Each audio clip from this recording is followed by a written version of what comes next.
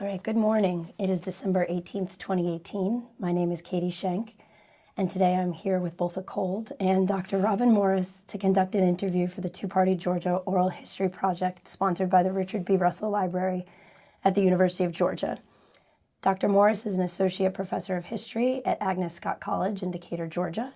Her research focuses on gender and political realignment in post-1945 Georgia. She teaches courses in 20th century United States history, Southern history, and public history, and has organized a number of panels and symposiums in addition to presenting many papers on gender and politics at national conferences and at Agnes Scott. She's contributed an essay to the edited volume, Entering the Fray, Gender, Politics, and Culture in the New South. She's written an article, Women Are the Backbone of Georgia's Republican Party, for the online scholarly site Atlanta Studies. Currently, she is working on a book project examining the role of women in creating the modern Republican Party and the new right in Georgia from 1952 to 1985. Dr. Morris, I'm excited to speak with you today and look forward to a discussion about Georgia politics, the history of conservatism, the historic role of women in that movement in Georgia, because so often the focus in Georgia politics and in politics in general is the men who are elected to office. Yes, it is. But there is a lot more to that story, and I'm excited to speak with you today and to fill in some of those gaps and broaden the historical narrative. Mm-hmm. So let's first start with some biographical information. Tell us about yourself, your parents, where you were born, where you went to school. Okay. Well, I was born in Columbia, South Carolina, but 5 weeks later I moved to Georgia.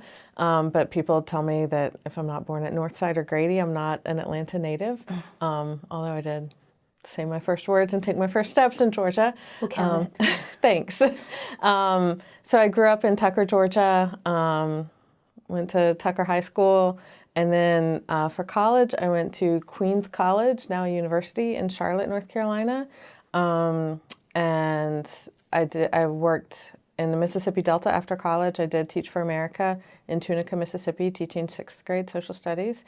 And then I went to University of Mississippi, where I got my master's in Southern Studies, and I wrote about masculinity for that project. So that was masculinity in the Civil War Centennial. And then I worked as a museum educator at the Levine Museum of the New South in Charlotte, North Carolina, for about 4 years. And then I went to graduate school, so I took a kind of crooked path. Mm-hmm. Then I went to graduate school at Yale University for my PhD in history, where I found this research that we're going to talk about today. And then I was lucky enough to get a job back below the snow line, back home. So I'm in Decatur, Georgia now. Okay. So when did you first know that you were going to pursue history as a career? Oh my gosh. I think it found me before I realized it, before I admitted it. I was just thinking about this the other day. I had this tape recorder that my parents had, but I confiscated for my own use. And I just recorded people. This was before I knew about informed consent, but I would just have the recorder going No deed and of ask gifts. people, no deed of gifts. We can't use any of those tapes. But I would just, ask questions. And I always hated fairy tales when I was a kid. So I was always asking my grandparents and my mother, like, tell me a story about when you were a little girl. So I was always doing these oral histories, even though I thought at the time I wanted to be an astronaut. But then I guess it was really in 11th grade, like many people, I finally got a really great history teacher, Jane McKenzie. And it was the first time that enslaved people had a culture, had a story, that they weren't just sort of this background. It was the first time that women had active roles in history, and that just really opened up my eyes. And I also remember she told us that historians and possibly politicians have the most power in the world because they determine the fate of the mathematicians and the scientists. So it might have just been a power trip that I became a historian. Of politics. Of politics. Double power. I realized that history was the lens through which I understood everything else. I understood science by thinking about the changes and the experiments. I understood math by thinking about when was this discovered and when was that figured out. And literature I love reading, but it was always, what's the context for this novel? So history was always just the lens that I understood life through. Very interesting. And so you said you came upon your topic when you were in graduate school. It did. At Yale. Yeah. What was that process like? Yeah, so this is a message to all the grad students. The topic you propose is not necessarily the project you end up with. I thought I was going to write about education in the Civil War, the 1920s. It didn't. So I was in Glenda Gilmore's 20th Century Readings class, and we read a book that I probably shouldn't name because I hated it so much. And it was all about the Equal Rights Amendment. And it made it sound like the ERA passed, and I was kind of confused, so I looked it up just to make sure I hadn't missed somewhere that the ERA had passed. And it hasn't, just be clear on that. It has not passed. Yeah. So then I wanted to know why it didn't pass. And I looked at the map, and the map of the states that hadn't passed was largely southern, Illinois, and then a couple of western states, but it's pretty much solidly the South did not pass it. And so I wrote Kathy Steinberg, who I had interned with when I was in college, and I'd worked on her campaign in 1992 when I was in high school. It was the first campaign I worked on. So I wrote her just to say, when you were trying to get the ERA passed, she was the ERA sponsor. When you were trying to get the ERA passed in Georgia, who was the biggest pain? I think I said the biggest pain in your butt. And she wrote back and said some lady named Dunaway. So I was like, okay. So then I went to WorldCat, and I found this collection at Emory, and I went to Glenda Gilmore, and I said, okay, I think I want to write about this and why the ERA didn't pass in Georgia for next semester's class. And she said, she'll whip off her glasses. Robin, whoops, I just flung my glasses. Delete that. I'll do it again because it's really funny. Because she'll do it. All right. So I found this collection at Emory of Catherine Dunaway papers, and it was right before the holiday break. So I went to Glenda Gilmore. I was taking her research class in the spring, and I told her I wanted to write about this, why the ERA didn't pass. And she has this, she'll whip off her glasses when she's serious about something, and she went, Robin, you were born to write this. You speak Southern and you understand Republican. And I thought, awesome! And I'm done with my language requirement because you got to speak 2 languages. So, there you go. Then, and I said, no, this is just one paper. It's not my dissertation. Glenda's always right. I will say that, and she can hear that. Glenda is always right. I got in there, and I thought I was just writing about the ERA, but then I found out that there was this whole story going back to the 60s and the 50s and the 40s. So then I started finding other women and just sort of started the historian work. All right. And we're going to get back more to your specific work, but let's talk a little bit about your teaching. What are your favorite courses to teach? Oh my gosh. Okay, I think my favorite course to teach is Women in the New South, which I get to teach again next semester, because it really is challenging, I think, a lot of the stereotypes. So we start actually with all of the How to Be a Southern Woman books, which I love, and it's just really funny. But then the students sort of analyze that, and within just a couple of minutes, they're like, there's no race in here, there's no sexuality in here, there's no class, or there's an assumption of upper class in here. So then we can kind of start tearing it all down from there, and really showing that women have been working in the movement, the civil rights movement, the women's movement, the labor movement. Women have been working for a wage outside the home for the whole history of humanity, actually. If you want to drive me crazy, talk about how women went back to work in World War II, and then they went back. No. So war ended, and then they just all went home again. Yes, then they all went home. Until the women's lib movement. Yeah. And then, layer on top of that, Rosa Parks was a little old lady who sat on a bus. I'm like, she was younger than I am right now, so do not call her little old lady. So I really like putting women at the center of Southern history, which is where I think they belong, and recognizing a lot of the unrecognized work that they've done.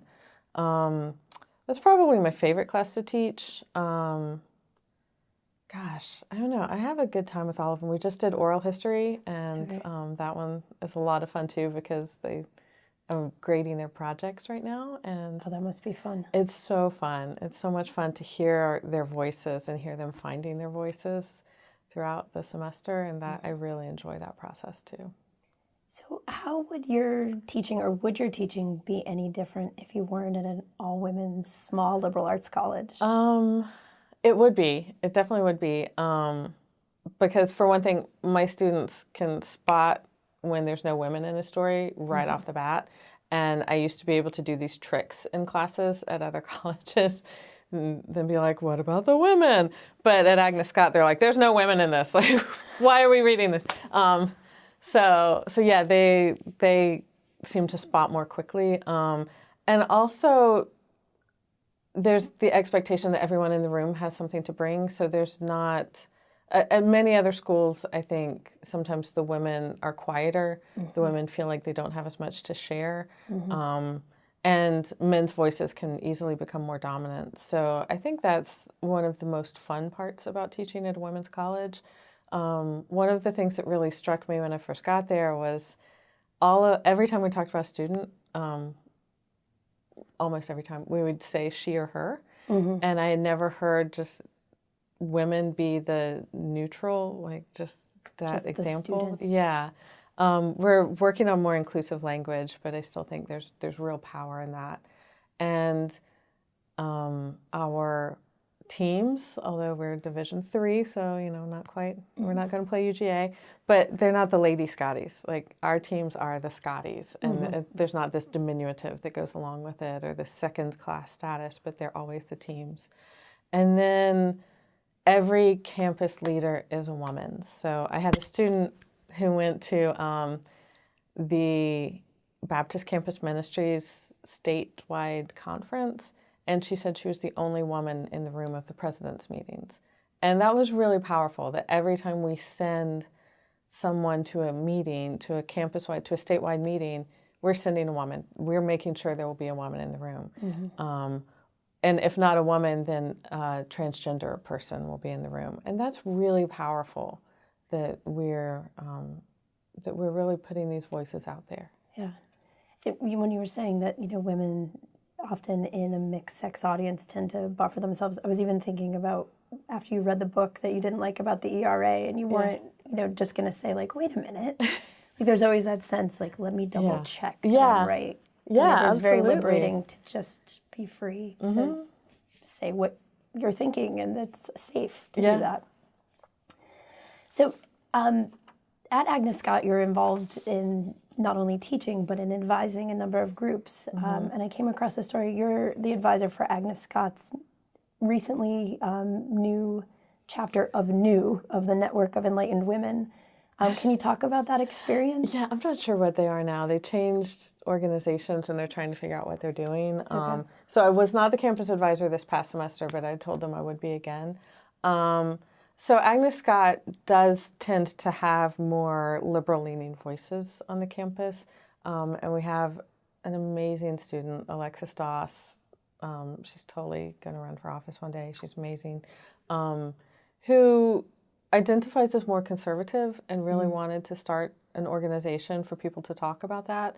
And it was sort of amazing, the voices that came out, because I think sometimes we tend to default to the idea that everyone's going to be pro-choice or everyone's going to be pro-immigration or something, and we forget to have the conversation. So I'm really proud of her for challenging us to have more of those conversations. It's really a student-led group, so I haven't really been involved in guiding them. They did do a nice day of service where they took cookies to firefighters and policemen, so I took some cookies for that. But yeah, it's a real student-led group. So you haven't necessarily been very involved in shaping their direction or their mission. But in thinking about your own politics as professors in a classroom. We need to be bipartisan in our teaching, and it's often hard. We are who we are, and we bring that to the classroom. How do you handle this? Do you find yourself swinging to the opposite end of the spectrum, or because of your subject matter, you feel like you have all bases covered? And I guess I'm making an assumption about your political leanings, which I shouldn't. No, this was easier before 2016. I feel like Trump changed everything because it became less about politics and more about ethics for me. So I do, like, I was founder of my college Democrats chapter. So I do tend to lean more left. Although when I'm around, like, you know, some left-leaning folks, I'm like, whoa, wait, I think I might be in the middle. So yeah, how do I teach it? Well, one of my favorite books to teach, I have to say, is Barry Goldwater, Conscience of a Conservative. I love, love, love teaching that book because all my not all, but many students go in expecting to hate it, and they end up having to grapple with it, and they can disagree with it, but then they have to figure out why they disagree, and I really enjoy that. But I think there's a difference in teaching ideas and teaching movements. I'm not indoctrinating them, so I think that's part of it. I think sometimes it's just the matter of what we choose to teach, what we choose to put into the curriculum. So by using something like Danielle McGuire's book to teach about Rosa Parks and showing this power that women had, you know, the women, most women in the civil rights movement couldn't be Republican or Democrat. That's such a luxury because you have to be able to vote in order to be Republican or Democrat. So there's a lot of things that are just nonpartisan that I think we as political beings want to assign a value to. But I think there's political action that's not necessarily partisan in either way. But what changed with Trump, first of all, his speeches are, I was teaching conservatism fall of 2016, and that was hard. So the first thing I had to do was work on what is Trumpism and what is conservatism, and just say, like, we're not talking about Trump, and then sort of try to bring it back to what would people find interesting about it. But Lord have mercy, that was a hard November to teach. But, you know, then there's certain things that I think are just ethical questions that he has made political questions. Like, I don't think it should be a political question if we put children in detention centers. I think that is a human rights violation. So I will say things like that. When we do have a lot of dreamer students at Agnes Scott who have worked so hard, and they're still working hard, and I'm really proud of them. And, you know, again, that's a human rights question. Right. So there's certain things that I think we have to take off of the partisan spectrum, and I think that's how I get through the teaching. So that would be an answer to also, like, how you include current politics in your teaching of history. Yeah, and actually this semester I taught, instead of a first-year seminar, we have what's called a Leadership 101 seminar. So this semester I taught a class called #FakeNews. And that was hard because I tried to have students analyze fake left-leaning sites and fake right-leaning sites.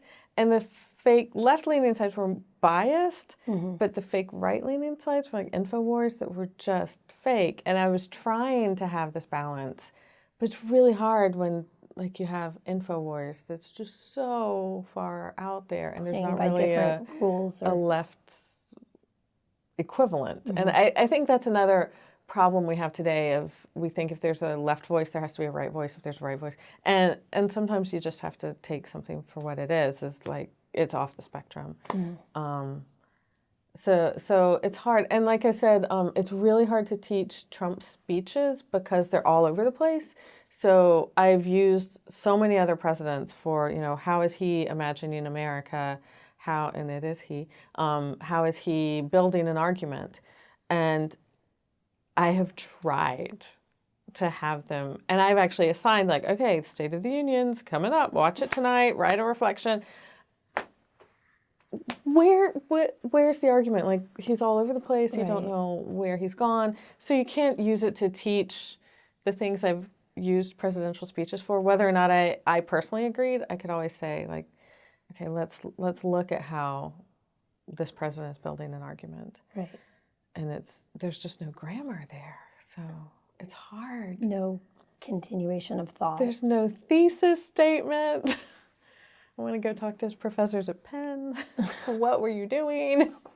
I don't think we can blame them. Oh, yeah. I don't know. Okay. So we needed Turnitin back then or something. Maybe. So let's start to transition a little bit to your particular research. And we touched on this a little bit in your teaching. But we'll use this as a bridge question. When you're describing particularly the history of Georgia politics and the role of women in that history, let's say to a class of freshmen in a Leadership 101 class, or even to a public audience, what are the most salient points that you want people to walk away with? About women in history? In Georgia politics specifically? That women have always been in it. Whether or not they were voting, they were always politically active. So again, it gets that question of when we define politics on a partisan spectrum, we miss a lot of the work that women and African Americans are doing because they're not participating. But if you're looking for, someone writing an op-ed, or if you're looking for someone even trying to register to vote, all of those things I think are political actions. And women have been active. I mean, right now we have all of these debates about Confederate monuments, and that's the United Daughters of the Confederacy. They couldn't vote when many of these monuments went up. Mm-hmm. But that was still a statement that they were making about whiteness and white supremacy, and their participation in this white supremacy. So I think we need to broaden our ideas of what politics are and what politics include. And as soon as we do that, it's all women. It's all women. There's not a movement that doesn't have women in it. Mm-hmm. Everywhere. So just the pervasiveness would be that takeaway. Yeah. They've always been there. They've always been there. And even, people will look and see photos of the men marching in different movements, but what they're not seeing is that the women have made the sandwiches for them when they get home. Mm-hmm. And I think that's also a political movement. Or, the women who, when their husbands were on strike, the women were working extra hours, trying to make the ends meet, or cutting back on what they were buying for the home. Mm-hmm. And not, we also think of women in pin money or butter and egg money, but cutting back on what they were eating to support the striking men. And I think, all of that I consider political work. Okay. Excuse me. So your book, as it stands now, the saying that it's from 1952 to 1985. And I think that so often people are like, Georgia, 1964, Bo Callaway. We finally, Georgia isn't the solid South anymore. What's happening in 52? Why 1952? Yeah. I may push it back a little bit more, but 1952-53 is when the first chapter of the Georgia Federation of Republican Women gets accepted by the national chapter. In the 40s, there were groups trying to affiliate and individual groups, but that was the year that the organization got recognized, the state organization got recognized. And that was the work of African American women in the Sweet Auburn neighborhood of Atlanta, who founded the first chapter of the Republican Women. So that's why I put it there, because, and it's women who, some of them had been able to register to vote. Most of these African American women were business owners or wives of business owners. Mm-hmm. Many of them were college graduates from the AU system, and they were trying to have a political voice, and the Georgia Democratic Party wasn't having it. So they affiliated, and they founded this. And some of the other Republican women's groups, the white groups, actually sort of got pushed out of the national group because the national group brought in, I think they were trying, it looks like, from what I can tell, the women's organization was trying to bring in more of the Black Southern voters. Okay. in seeing an opportunity for the South to turn Republican. And so then, if we were to fast forward to 64, and the story of Bo Callaway getting elected, and you write about the Victory Girls. Yes. What's been some of the most interesting and surprising information you've discovered about that group? Oh my gosh. Well, the Victory Girls was a project of the Cobb County Federation of Republican Women, which started in 1963. And that was a lot of women who came here as part of that Sunbelt boom. They had lived in other places. Many of them did not identify as Southern. So the founder of the group was Lee Ague, which is spelled A-G-U-E, do oral history, so I know how hard that is.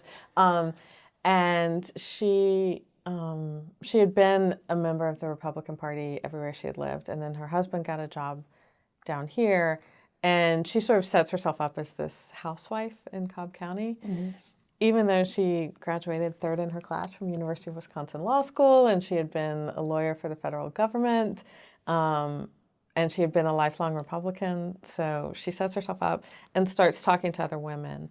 And there's women who'd lived in Pennsylvania and Virginia and all over and had experience with the Republican Party. So it's a lot of these suburban white women who were coming in. My first chapter is about what's called the two-party Tea Party. And it is how they just had parties at their houses and invited neighbors and introduced them to the Republican Party. And really used these women's spaces for recruiting new voters, and refusing to accept that Georgia was a Democratic state. That wasn't an option. So yeah, they organized. They had bake sales, Bake for Berry, and the Victory Girls were this great organization where I have in the chapter the simplicity pattern and the fabric that they had, and they wore this blue seersucker vest and a navy blue skirt and the banner that said Victory Girls, and I think they had a straw hat that was part of it, and they all made their own outfits. And they would accompany Republican candidates. So they were sort of kind of branding themselves. They would show up at county fairs, but they really made a name for themselves as the Victory Girls. And the Cobb County group was the fastest growing group of Republican women in the 1963-64 year. So they were very well positioned in 1964. So what I argue, the sort of overwhelming argument, is that the women built a Republican strategy long before the Republicans built a Southern strategy. Okay. Interesting. Yeah. Now, were Victory Girls just specific to Georgia? Yes. And they even had a company like Simplicity make them No, pattern? they just picked the pattern. Oh, it was okay. a vest and a skirt.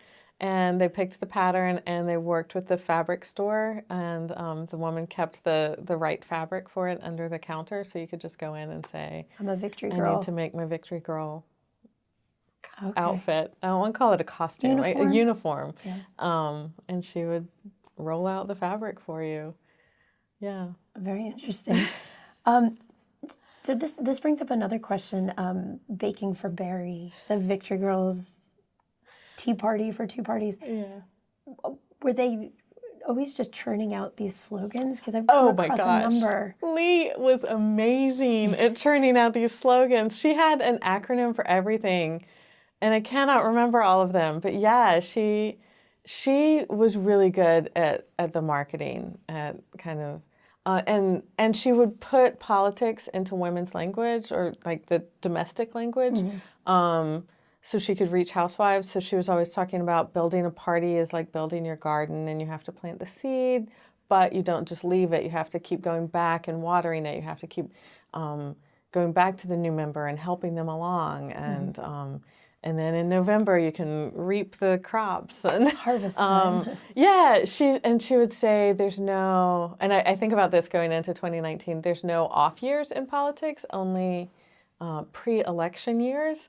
So she was really good at keeping people engaged. There's never a moment when there was nothing to be done. There was not an off season for No, for her. not an off season at all. And she was the,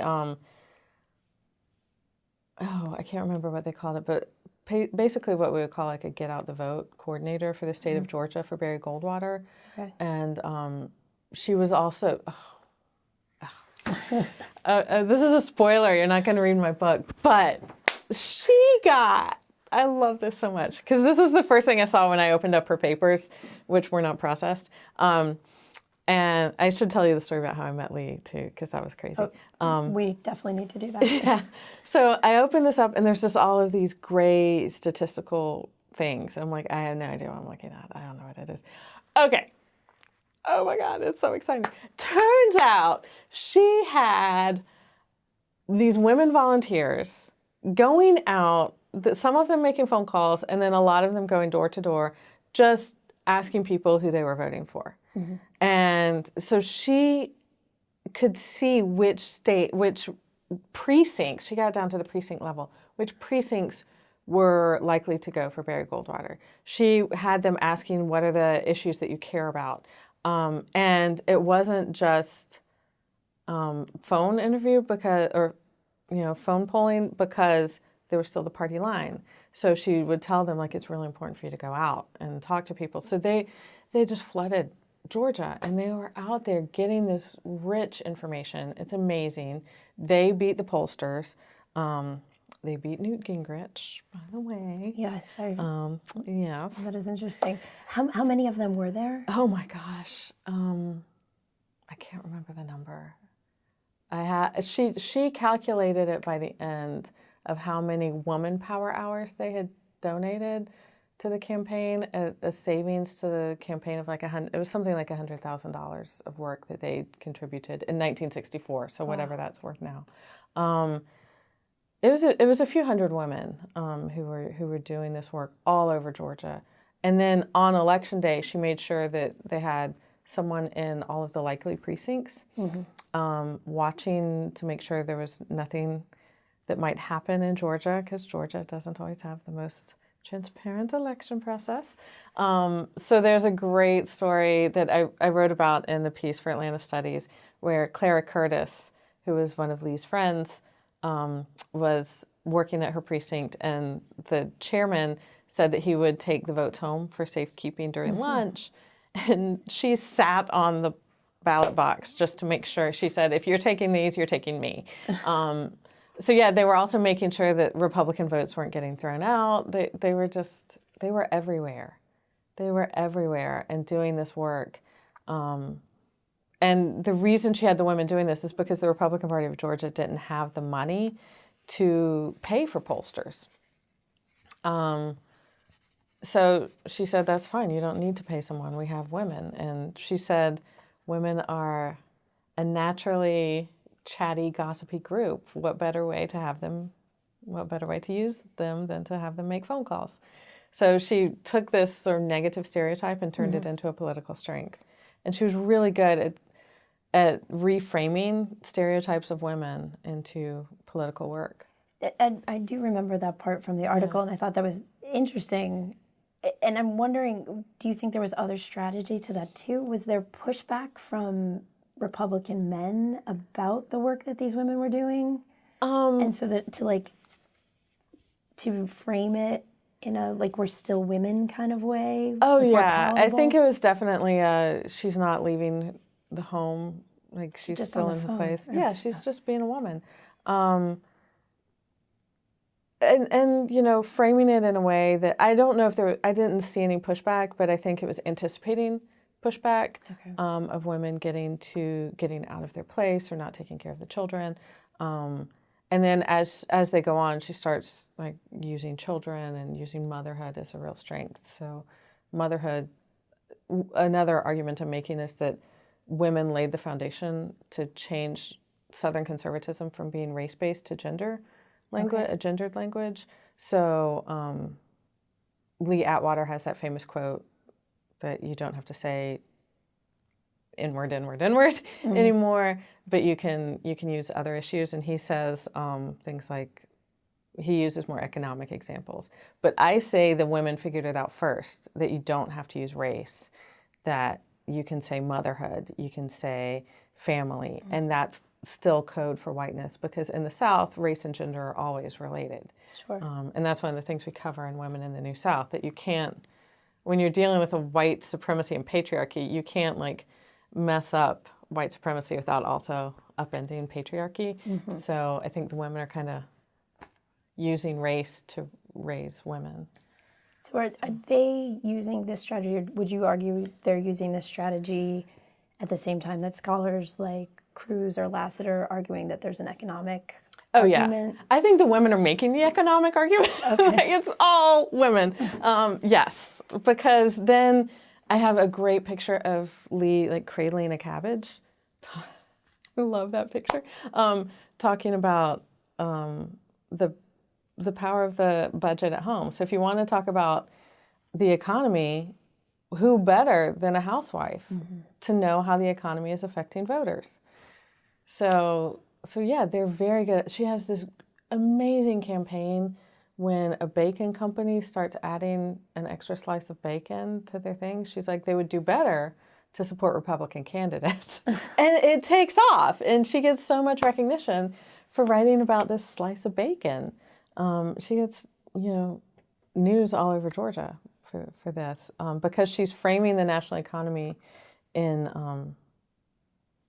household terms. They also set up LBJ supermarkets, which were great. So what was the cost of food in 1960 versus the cost of food in 1964? Okay. So people could see that the price had gone up and what that was doing to the household bottom line. So they're really saying that women are the experts on everything. They know it all. They do. They do. Sometimes I jokingly, I should tell him this before he sees a tape of it, but sometimes I jokingly call my book, Hey Kevin, Let the Girls Play, because it's really kind of happening at the same time, but I'm saying there's a lot more women in this than anyone knew. and that anyone has written about. Yeah. Really. So, and I guess, women have this huge economic argument and this economic power, but I guess other scholars are arguing that economics are a stand-in for a racial argument, and you're saying women are not necessarily making any type of racial... They're moving away from it. They're very much not talking about race, and I think a lot of that is that they don't feel a need to. We have this language of a conservative counter-revolution, which I think is kind of absurd, because the South was never not conservative in some way. We liked getting the federal money. Richard Russell was great at getting federal money, but we weren't going to move ahead with things like labor unions or civil rights. So I think I just don't like that idea of a conservative counter-revolution. So I don't think that the women I'm writing about were in the early 60s. Later, with busing, they did get more active. But I just think they weren't saying much about integration in the early 60s because they didn't need to talk about race. Because what Georgia politician was going to be out there saying, like, yeah, we need to enable more black voters. Stacey Abrams couldn't have run in 1964. So yeah, they weren't necessarily talking overtly about race. I think, there's always race involved. Race is always involved. Gender is always involved. Right. Class is always involved. But yeah, they weren't out there. And they were much more careful throughout all of the movements in the book. They're very careful not to be that publicly racist person, and using the language that would turn off national audiences. So I think another thing that women are really good at is sort of smoothing that way for the South, not just to become Republican, but to lead the Republican Party, because they are finding this language of family values, before the men find it. Sorry, Jerry Fall. No, I'm not sorry, Jerry Fall. Well, you took it from the women. You should be the sorry one. So, they're using this language of family as a stand-in. So Speaking of race, you mentioned that the women of Sweet Auburn are the pioneers of the Republican women's movement. Where do they go? Where do they go? They keep going. They keep going. They keep going. Okay. How are they interacting with not much. the Aggies and not very much. I only know they keep going because I did get to look at some papers at the Auburn Avenue Research Library, and I could see that the women are still talking. And there's this beautiful letter from Evelyn Frazier to, oh my gosh, it wouldn't have been Julian Bond, maybe Andrew Young, maybe. But it was an African American who had just gotten elected. And she said, I hope you understand that some of us had to vote for your opponent because we need to have our voice represented in the Republican Party too. So she's sort of sticking with it and trying to bring Black voices into the Republican Party, trying to get the Republican Party to do better on civil rights. She sticks with them. The latest I saw was George H.W. Bush campaign. She's still plugging along. Wow. I haven't found if the organization kept going, but at least some of the members did.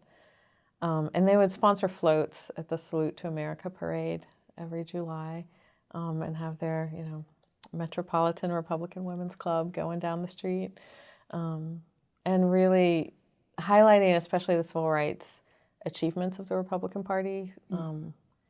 So they're always trying, but they're never back at the center again. Okay, from that early moment. Two things that I want to go back to. Yeah. So the Victory Girls run circles around Newt Gingrich, who's campaign manager for Jack King in 1964. Interested to know, have you found anything where he admits that he was at fault, or I really should have listened? I'm not sure he really ever acknowledged, even then, or even knew what. I'm not sure. I would find it hard to believe that he didn't know. But I don't think he would chalk it up to, I should listen to women. But yeah, so they had been doing all of this, and it turns out, he had told him, like, I've got my own numbers. I don't need yours because, mine are professional. And she was like, okay, well, we've got these volunteers. And she was going to do the work anyway because she's trying to get the numbers for Barry Goldwater. Okay. So she just threw in the Jack King question. And she could see that he was going to lose. And Newt's numbers had said he was going to win. And so he lost. And, it was really that he had basically told her, I don't trust women's work. I don't trust women's math. Okay. And he should have, because he could have corrected, because she did have it down to which streets you could target. And this is before the internet. And computers. Amazing. Computers to crunch that data. She was sending it off to a stats firm in Birmingham, so they might have had the room-sized computers that were crunching it. But yeah, they were doing a great job. And did Bo Callaway make an acknowledgement of the support and the help? Yeah, he actually gave an award. He started that year the Bo Callaway Award for the women or the woman who was most, who was kind of the top performing woman in the Georgia Federation of Republican Women. So he always recognized that women were critical. When he ran for governor in '66, he appointed Lee as women's activities chair. And I like to think that he always knew it was women's work that was so important because his wife Beth was an Agnes Scott alum. So I like to think that she was reminding him. But I also think he was attracted to her because Agnes Scott women are so strong. So intelligent. Yeah. Yeah, so Newt just needed some more Scotties in his life. And what about the first time that you met Lee? Okay, so this is where the hard work of being a historian comes in. So I just wrote cold email to the president of the Georgia Federation of Republican Women. And she said, well, we're having a veterans brunch this weekend. why don't you come? If you could meet Lee Ague, that would be great. So I was like, okay. So I go up to Marietta, and I'm like having this veterans brunch. And then afterwards, I did get to meet Lee Ague, and she was amazing. And then she said, God, it's a shame that I don't have these boxes, but someone came to my house and took these boxes in like 1974, but you would have loved that. And I was like, what? Who is this Excuse person? me? Where did they go? And she was like, they were from the Georgia Library or Archives or something like that. It had Georgia in the title, so. So this was probably when everyone in Georgia thought I was crazy, because I wrote everyone. I was like, I could not find them on WorldCat. I was looking in finding aids. I could not find these anywhere. So I just wrote every archive in the state of Georgia to ask, do you have these? And finally, I heard back from the state archives, and they were like, yes, we have them. They're not processed. I was like, can I still look at them? So I went down there, and I'm like, pulling the tape off the boxes. Treasure hunt. And the first thing I saw was these big gray folders, and I have no idea what I've got here. But then as I went in, I was like, she built the party! Women built the party! And I was, having the archives freak out that a lot of historians I've had that. have had. Mm-hmm. Yeah. And so this was when you were a professor? I was a grad student. Okay. I was a grad student at that time. And every break I had, I was down in Georgia looking through these papers. It probably took me a solid 6 months, because I looked at every single piece of paper that was in there just to see what's going on. It was amazing. Wow. So how did that work, to have all of your, or so many of your resources here, and for you to be in Connecticut? I would just come down on breaks and take a ton of pictures and then go back and sort of start sorting through it. It helps that I still have family here, so I had a free place to stay, and I had a reason to be here at Christmas anyway. Right. So, or, even in the summer. So, yeah, it was just the 30-year-old living with mom and dad for a few months at a time in the summer. I was that person. But yeah, it was amazing. It was amazing. And I'm probably the only grad student at Yale who never used the archives there for any of my... No Beinecke trips for you. No Beinecke trips. I kept hoping I would go and look at collections just to see, like, there's got to be something here. Like, come on, it's William F. Buckley. There's got to be something. No. So you had to go north to do. I used a lot of the digital archives. Like, they have amazing, access to journals and newspapers and all of that. But yeah, for the paper archives, mostly Georgia, Reagan Library, and the Eisenhower Library had a lot. So I got to go to Kansas, which was fun. Nice. So what did the Republican Party offer women in Georgia in the 60s and since? Yeah, so I think one thing that the Republican Party in the 60s offered, and even in the 50s, was opportunity. That the Democratic Party was so powerful that there was no room for anyone else to get into it.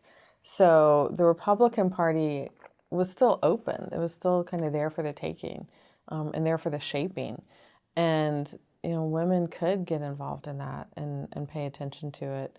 And I think it sort of gave them a lens or an outlet for more national politics, especially people who were just coming to the South.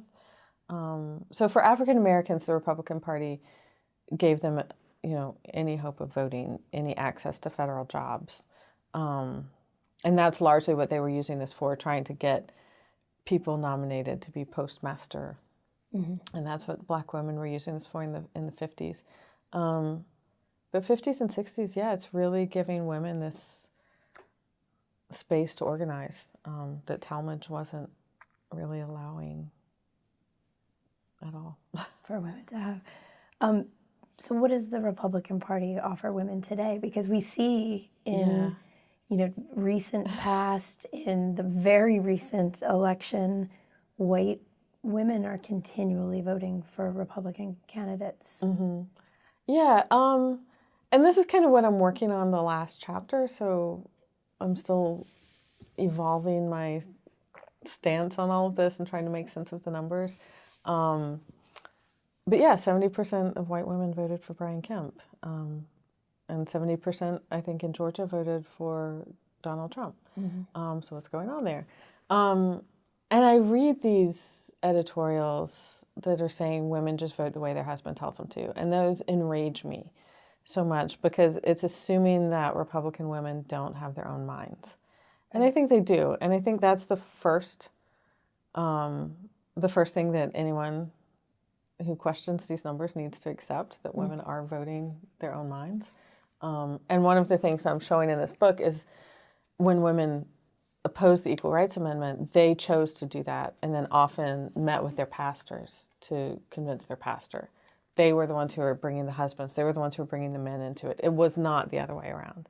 And I don't know why people who would consider themselves progressive and feminist would believe that conservative women can't think for themselves. And that I find that so, enraging and so offensive. So I think that's the first thing. And then I think there's other factors going on. I think there's still a lot of people who are afraid, who vote just on single issue. And I think largely that's abortion. And I think we also have the problem of framing women's issues as just being about abortion. And we don't really think about economics. We don't really talk much about other issues. And, I think there's also the very real answer that just because we're women doesn't mean we're not racist. Which is not to say that all Republicans are racist, but I think there really was a racial element in this last election in Georgia. More than a gender. Yeah. Having a white man against a black woman, I think there's some ideas about who is a leader, what is women's place. And, I think women can come to these answers on their own without someone telling them. But, just because we're women doesn't mean we're going to vote. We never vote as a block. Right. We know, black women vote more as a block, but also African Americans are voting more as a block. But, women has never been a block. And it's always been frustrating for candidates that women don't just vote as a lump. Women always vote more with their class or with their region than with the gender. Yeah, I just think that it does come up a lot. It's like, why are you, not that you can't think for yourself but what is the thought process in doing that? But you see it as a lot of single issue. Yeah, I think it's a lot of single issue. And I think for some it's abortion, for some it's race. I think it's the same things, same reasons that white men are voting Republican. I think, yeah. Right. And these white Republican women are seeing that just because another candidate is a female does not necessarily mean that they represent their ideals or their politics. Yeah. And I think we still have, throughout our societal language, we still have these images that women aren't strong enough to lead or, I was just reading an article where Nancy Pelosi had to present herself as the witty grandmother, that she couldn't just be a strong woman on her own, that she had to, we're always framed through our relationship to children, our relationship to men. And I think that was one thing that made Stacey Abrams really fascinating. And I noticed that Brian Kemp started at the end of the campaign, he was using these commercials. One had his wife in it, and then another one had his children in it. And without saying anything, he's highlighting the fact that he's married with children. And then Stacey Abrams is bringing up her niece, she's bringing up her other family, but she doesn't have that, traditional, I don't even like to call it traditional, but that... legible as what people would see as a caretaker. Yeah. If you're a caretaker, you have a spouse but a caretaker and of children, not a caretaker of parents, which she talked about very clearly being that. A caretaker of a brother, but that role of and there's so many times that when women are running for office, they have to answer who's going to take care of your children? How did you meet your husband? And no one asks that. no one cares if a man is a grandfather. Right. No one asks. Someone was criticizing a book about Phyllis Schlafly, saying he didn't talk about how she cared for her children, which Phyllis didn't talk about with people. I interviewed her, and like, she's very much like, this is my political life. And then I was like, well, no one asked Jerry Falwell, Right, who cared for his kids. Like, you just assume. But so if we would start asking men these questions, then I might be okay with it. But I do think we still are learning how to see women as leaders, and especially leaders, effective leaders who aren't shrews, who aren't bitches, who aren't angry black women. And I think we, as a society, have a long way to go with that. Because I think women and Republican women are having a hard time stepping out of that role as the helpmate, and into the leadership. right. So now in writing about Republican women, you're bringing into the story a group that's not been represented, but you certainly don't want to make I don't want to say mistakes, but we have these big figures. And so, you've talked about Catherine Dunaway, you've talked about Lee Agnew. Who are some of the other people, or have you not been able to find their stories? People. There's Lee Song. Tell us some more. So Catherine Dunaway led the Stop ERA movement, and she was really good friends with Phyllis Schlafly. And Lee Song was her co-chair of Stop ERA. So they were really strong in getting that. And then there's other women who are sort of knocking on doors. And where I can, I try to say their name, because I think it's important to name the women who are doing that work, that it's not just these women at the top. But even still, like, Catherine Dunaway was a housewife her whole life. She had regrets that she didn't get to go to college because she was coming up during the Depression. She worked at Sears Roebuck, which is now Ponce City Market, to put her husband through law school at Emory. And I also love the idea that you could pay for law school by working at on Sears. a Sears salary. Yeah. So it's also, I think sometimes it is putting these women who just haven't been mentioned before out there. But there's Clara Curtis, who sat on the voting, the ballot box. There's Margene Burt, who was also one of the big leaders. Evelyn Frazier, who led the Metropolitan Republican Women's Club. And then there's Agnes Scott alumna, Eliza King Pascal Morrison, who founded the chapter of the Georgia State chapter of National Organization for Women in 1970. And then 1978, she switches places on the ERA. And then 1980s, she's working at the Reagan White House. Wow. So yeah, there's a lot of different names, a lot of different women out there. But what I would really like people to see is that these are normal. These are just women. I'm trying to figure out how to bring Karen Handel into it, but there's other women. There's when I was at the Russell Library, I was looking at the papers of Iris Blitch, who's okay. First of all, I love that she was a Democrat. She was a Democratic Congresswoman, and she was part of the Talmadge machine. And then for medical reasons, she didn't run again. But her opponents called her the wench from Clinch because she's from Clinch County. But her name is Blitch, so that always cracked me up. That they didn't go for the more obvious rhyme. Like they're so classy. It was too obvious. And then she offered to run in 1964 because she was better, and the party turned her down. The Republican Party turned her down, which I thought was really stupid because you have this proven winner. But there's going to be women who run for office. And that's great, and I think we should celebrate that from all the parties at all the levels. But you don't have to be that woman. You don't have to be running for office. You can be the woman in Eccles County, knocking on doors. And that's going to have a huge influence on how your local elections go. I think we also have a tendency to look at national elections for change, but I think looking at the work at the local levels is so powerful. You know, who's showing up and speaking out at a school board meeting, because that's really powerful. So it's not always about the big names, but it's about like the everyday people who are doing the work. There's a lot more going on. What strategies do you think grassroots activists today are borrowing from or building on from these early Republican women activists?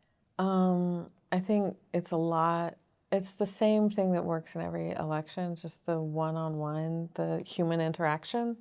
I think we keep trying to move into, like, how do we use technology? But there's nothing that replaces knocking on someone's door and talking about a candidate. Even if someone slams the door in your face, or you know they're home and they're not answering it, someone's going to answer the door and you're going to have a conversation with someone. And I think that's a really powerful thing. And I think even the way we talk about families, the way we talk about women's issues, goes back to the 60s and 70s. The ERA and abortion were sort of happening at the same time. And then, of course, that 70s wave of feminism. So I think a lot of the way we think about women's roles in politics, the way we think about family issues, the way we frame domestic issues, goes back to these women who showed us it's all women. If we were to title this oral history interview, it's all women. That would be the title. So there's let the girls play. There's certainly a lot more to talk about in this topic, in this subject, but I'd also like to talk a little bit about historians as activists, and you are involved in the Confederate monument, removing the Confederate monument in Decatur, Georgia. How do you see those two identities, not to say they're ever separate, but where is the place of the scholar and the historian in current activities, current politics? Yeah. I was just reading the Chronicle of Higher Ed article about Kevin Cruz and how he's using Twitter so effectively. I just saw that yesterday, too. So I think I think the biggest thing we can do is just be out there as a person. I don't think you necessarily always have to go out there in your regalia and be like, I'm Dr. Robin Morris. That would be interesting. I know, wouldn't that? God, how annoying would that be? So, you know, like, I've canvassed for candidates just as a private citizen. So I think, and I think that also keeps my perspective like, okay, this is what Georgia is now. This is what's happening. But I also think, you know, talking about the history, talking about, you know, I have a kind of an aversion to calling these things Confederate monuments because they talk about Confederate history, but they're really monuments to white supremacy. And I would rather call them that because, you know, when you look at the history of where things went up, why, and when, you see like, oh, look, this monument went up in 1908. Oh, hey, that's right when Georgia passed the constitutional amendment that put, you know, the grandfather clause and the literacy test into effect. And look, it's at the courthouse where people registered to vote. So I think once you put it in a context like that. This didn't go up in 1866 or 1867. Yeah. You know, it went up 50 years after the war. There were a lot of dead people at that point. And then, you know, when you frame it, so I've talked to my students about this would be us putting up a monument to, like, the Vietnam War or the Korean War right now, which is not to say we shouldn't do it, but why would we be doing it? You know, what would be the reason why we would raise hundreds of thousands of dollars to put up a monument to, or, you know, in the 1950s when they're putting the Confederate flag everywhere, they're trying to say it's for the centennial. Well, if it's for the centennial, it all should have come down in 1965 because that's when you lost. And it just sort of peters out after the centennial of Gettysburg. It's like, okay, we're done here. Like, we're not going to talk about this. Like, yeah, because you start losing. So, you know, I think talking about that history and talking about, and extending it, because I think sometimes when we see American history, it's sort of like, yay, founders, and then la, la, la, Civil War, World War II, and, you know, talking about the spaces in between the wars, what's going on. And I think there's important stories in there. Right. And not lumping things that are happening afterwards, just tying it all up in the Civil War. And 1908's not Civil War era. No, 1908 is not Civil War. 1908 is Atlanta Race Riot. Oh yeah, let's talk about Atlanta Race Riot. You know, like let's acknowledge these things. And I think that's one of the fun things with teaching college is you get so many students who get really angry because they've never been told about these things. Some of them have these amazing teachers, and they come in, they're like, well, I learned the Atlanta Race Riot this way. I'm like, what? You've heard of it? Yeah. But yeah, we're not talking about this because we're continually delivering bad news. Yeah. One class after I know. another. Sometimes students are like, are we ever going to have a happy day? I'm like, next Friday, maybe. Teaching urban history, I'll sometimes make the womp womp noise at the end of class because I'm like, that's where we are right now. Yeah. I have one lecture I just call Everything That Could Kill You in 1918 because it really is. It's like flamethrowers and, you know, poison gas, and then just like, so you decide you're not going to go to war. Oops, you got the flu. Like, it's just brutal. But then the next time I give them the flappers. So that's a little more fun. Uplifting. Yeah, let's now I could dance with Charleston. But yeah, we're a pretty depressing bunch. But I also think being human about history, and I think history can help us recognize that we're still in a process. We're not done. We have this like American attitude that you can't criticize America and love America, but James Baldwin has that great quote that it is because I love her that I criticize her. So I think we can't just be killjoys every time we go out and just be like, well, you got this wrong. But yeah, I think starting to have the conversations, and there's some really cool protests happening around these monuments.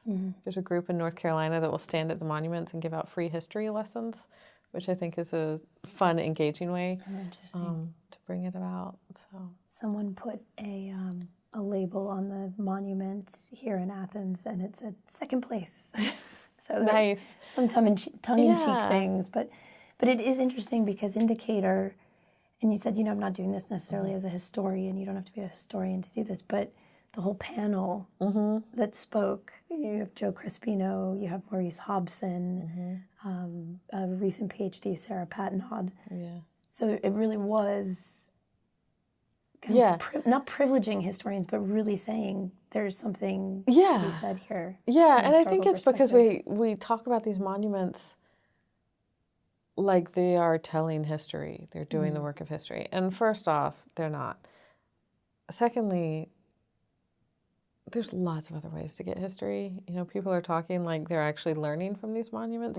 Most people didn't even know they were there until Charlottesville. And then people started looking and reading, like, hey, wait, who's the dude on a horse? Oh look, that's a Confederate. Like, most of the time it was just a monument that they passed for directions.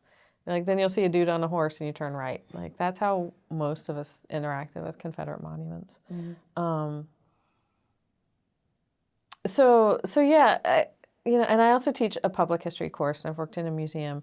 And there's also this idea that these belong in museums. Well, people don't visit museums. People don't read monuments. So I think it's also a challenge to public historians. Whose story are we telling? How can we do this better?